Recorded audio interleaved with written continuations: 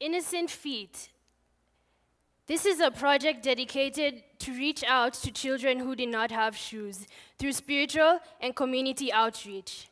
The mission of this project was to reach out to underprivileged children from different communities. This is by providing to them shoes and spreading the word of God, as each pair of shoe came with a memory verse. Every year, my family and I would make a visit up country, and every year, we kept saying to ourselves how devastating it is to look at these children without shoes on their feet. And if they were lucky to have shoes, they were worn out. Nothing you and I would be comfortable wearing. So, Innocent Feet was birthed on January the 17th of this year. Destiny's Children's Home is the children's home we focused on. This children's home has 49 children in total. 22 lived at the home, and the other 27 live somewhere else. Their ages range from about 3 years to 10 years. It will surprise you to know that the children's home is also their school.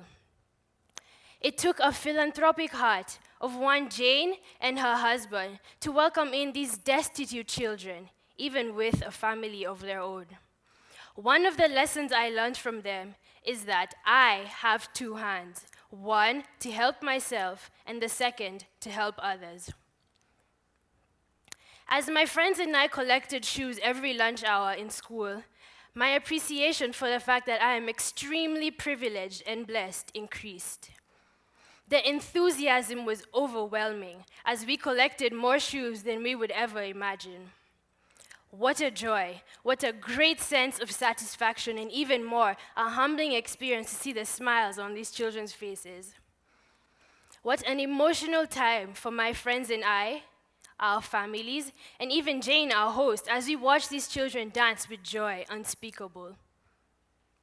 And what I know is that I am the more richer and not the poorer when I give.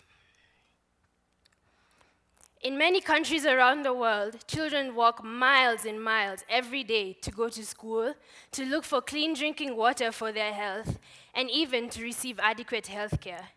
They are not walking for leisure or for health purposes, but they are walking because they do not have a choice. Doesn't every child have a right to quality life, confidence, self-esteem that comes from being included and valued? Therefore, not wearing shoes should never be an option for any child. According to the World Health Organization, approximately 1 in every 5 people have hookworms.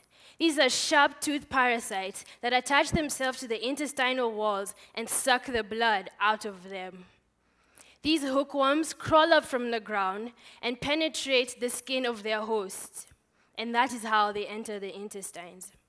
Imagine with me a little foot, cracked and even blistered, slowly and quickly eaten up by these pesky jiggers. Terrible, isn't it? Throughout this project, I have learned so many lessons. One of the lessons I learned is that the effect of one good, kind heart is incalculable.